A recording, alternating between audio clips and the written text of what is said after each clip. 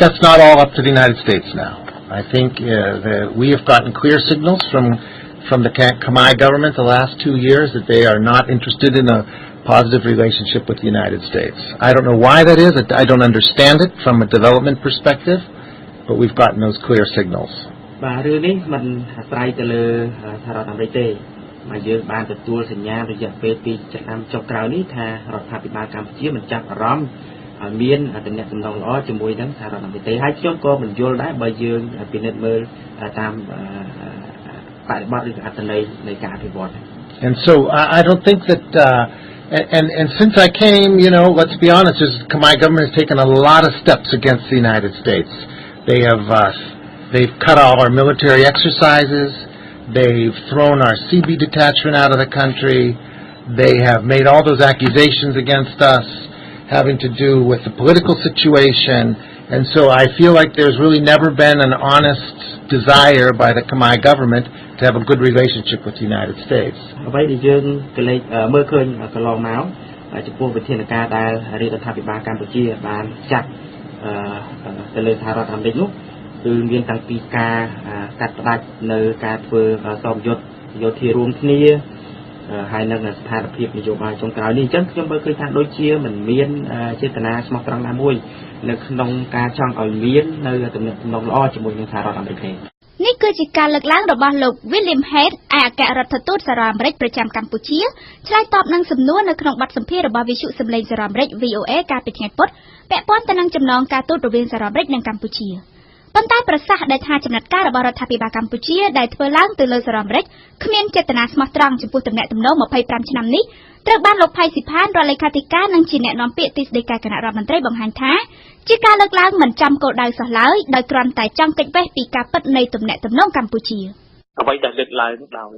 អេដាមអគ្គរដ្ឋទូតអាមេរិក William Head ហ្នឹងគឺគាត់លើកមិនចំពីដៅហើយគ្រាន់តែជាលើកក្នុងការគេចវេះអំពីការពិតនៃទំនាក់ទំនងកម្ពុជាហើយនិងសហរដ្ឋអាមេរិកកម្ពុជានៅតែមិត្តល្អជាមួយនឹងសហរដ្ឋអាមេរិកកម្ពុជាជាមិត្តមួយដែលហ៊ាននិយាយស្មោះត្រង់ជាមួយនឹងសហរដ្ឋអាមេរិកចង់ឃើញសហរដ្ឋអាមេរិកមានជោគជ័យ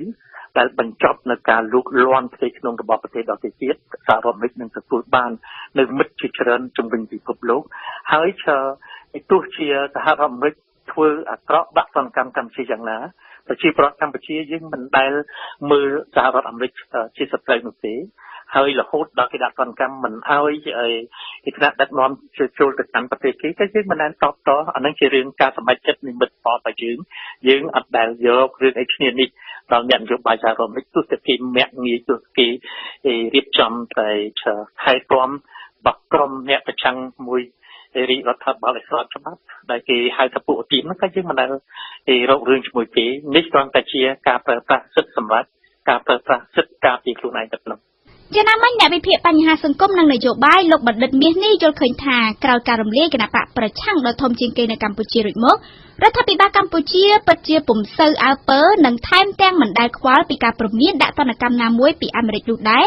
ក៏ព្រោះតែកម្ពុជាទំនងជាផ្ដេកផ្ដួលលើប្រទេសមហាអំណាចមួយទៀតហើយកម្ពុជាអាចដើរត្រឡប់ទៅរកកន្លងចាស់ដោយកាលពីសម័យសម្ដេចសីហនុក្នុងអំឡុងទសវត្សរ៍60ដែលពេលនោះគឺរដ្ឋាភិបាលសម្ដេចសីហនុបានដោះដៃពីអាមេរិកទៅរកចិនដើម្បីកាត់បន្ថយឥទ្ធិពលនៃលទ្ធិប្រជាធិបតេយ្យ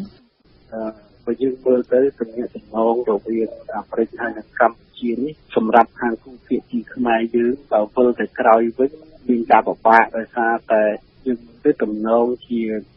យើងហាក់ដូចជាមានការបដិញ្ញាចិត្តទៅទៅលើភាគីចិននឹងច្រើនជាងណាបាទ អញ្ចឹងបើយើងមកមើលពីខ្សែនយោបាយការវិវត្តនយោបាយទៅថ្ងៃនេះខ្ញុំមើលទៅគឺមិនវាខុសគ្នាប្រមាណពីអ្វីដែលមានឡើងនៅក្នុងចំណងសម្ដេចតានៅក្នុងចូលវត្តឆ្នាំ60នេះគឺការបានដោយសារតែ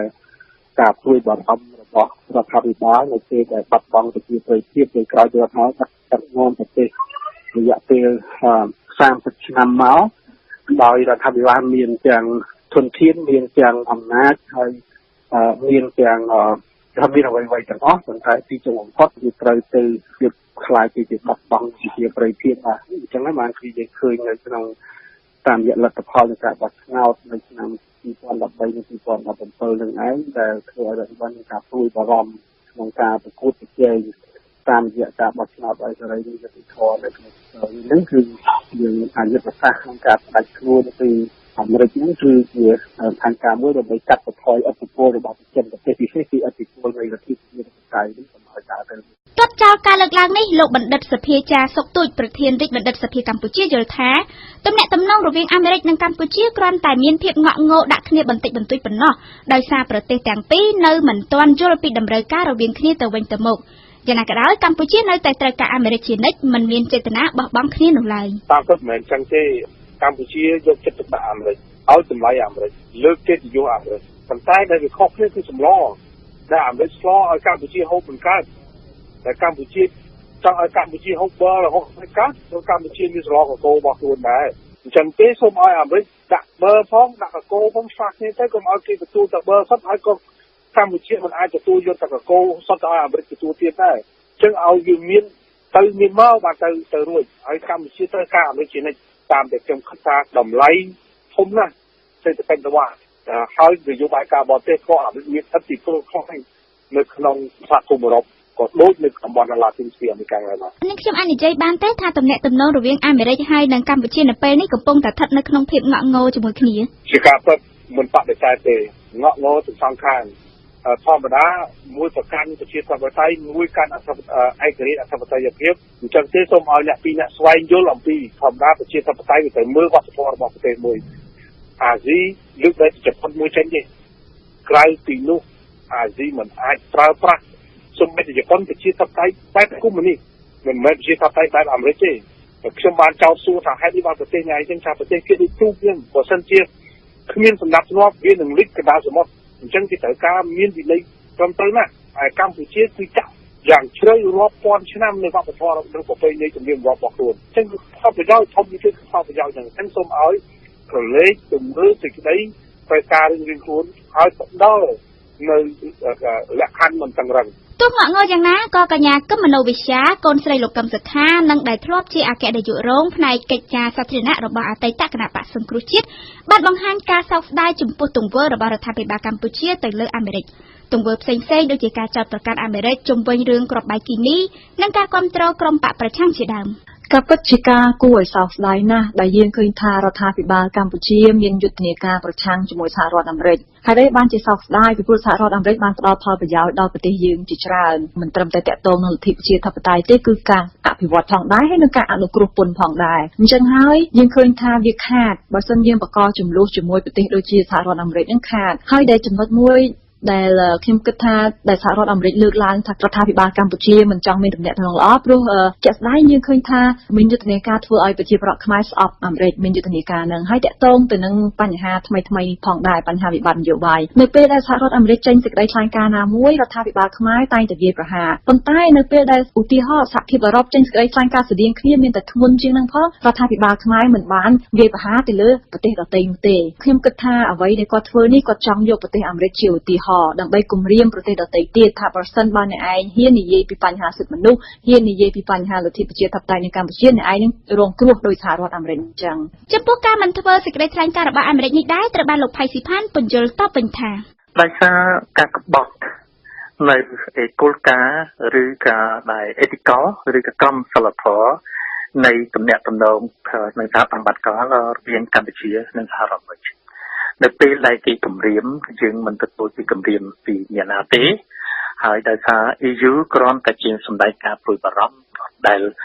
មានការគម្រាមកំហែងទៅធ្វើនេះធ្វើនោះទេអានឹងយើងមើលឃើញដូច្នេះចម្លើយរបស់យើងគ្រាន់តែការពារនៃសិទ្ធិស្វ័យសម្រេចរបស់កម្ពុជានៃសិទ្ធិប្រជាជាតិឯករាជ្យនិងអធិបតេយ្យភាពមួយទៅប៉ុណ្ណោះដូច្នេះ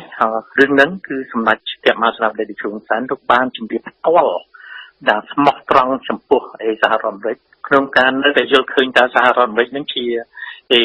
ដៃគូដ៏ល្អដែលលោកបានប្រាប់ថាលោកគាំទ្រនៅសេចក្តីសម្រេចចិត្តគោលការណ៍នយោបាយក្រៅប្រទេសរបស់លោកប្រធានាធិបតី Donald Trump ដែលថាមិនលុកលូដៃចូលទៅក្នុងប្រទេសដទៃទៀតបើសិនជាអនុវត្តនៅការងារនោះគឺសហរដ្ឋអាមេរិកនឹងទទួលបានមិត្តភ័ក្តិច្រើននៅក្នុងពិភពលោកតើធ្វើដូចម្តេចទើបអាមេរិកនិងកម្ពុជាជប់ងក់ងោហើយត្រឡប់មកសាងចំណងទំនាក់ទំនងការទូតឲ្យបានល្អល្អឿនដូចពេលមុន បញ្ហានេះលោកបណ្ឌិតមាសនេះមើលឃើញថាវាអាចទៅរួចបើមានការអនុគ្រោះដល់គ្នាឬអាចហៅថាភាគីទាំងពីរគួរតែរៀនថយម្នាក់មួយជំហានយ៉ាងណាក៏ដោយលោកសង្ឃឹមថាកម្ពុជាគួរតែមានភាពឱលំទោនជាងត្បិតប្រទេសមួយនេះនៅតែត្រូវការពំនឹងផ្អែកមិនអាចដើរតែឯងបាននោះទេអានេះវាអាស្រ័យទៅលើសុខឆន្ទៈរបស់រដ្ឋាភិបាលទាំងពីរណាសម្រាប់ខ្ញុំមើលទៅហាក់ដូចជាគូភាគីទាំងសងខាងនៅតែបង្ហាញនៃចេតនាក្នុងការតាក់ទងគ្នាឡើងវិញក្នុងការធ្វើឲ្យបានប្រសើរឡើងនៅទំនាក់ទំនងដែរបាទប៉ុន្តែខ្ញុំមិនដឹងថាតើវាមាននៅចន្លោះប្រហោងតាណាមួយដែលវាចេះតែមានឧបសគ្គមិនចេះចប់មិនចេះហើយណាឬមួយក៏ជួនកាលពេលខ្លះនៅខាងភាគីខ្មែរយើងមិនសូវជាបានគិតអំពីរបៀបឬក៏វិធីសាស្ត្រក្នុងការទំនាក់ទំនង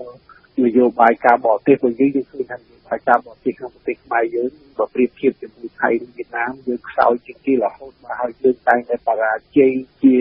ញឹកញាប់ណាស់ទាក់ទងទៅនយោបាយការបរទេសពិសេសក្នុងនយោបាយស្មារតីជាមួយមហាអំណាចនេះគឺយើងនៅខ្សោយមែនទែនយើងច្រើនតែទាក់ទងជាមួយទីមិនសូវបានយូរទេបាទច្រើនតែដួលទៅខាងណាមួយហើយការភាពដែលដួលរលំរបស់យើងគឺដោយសារអីថាតែ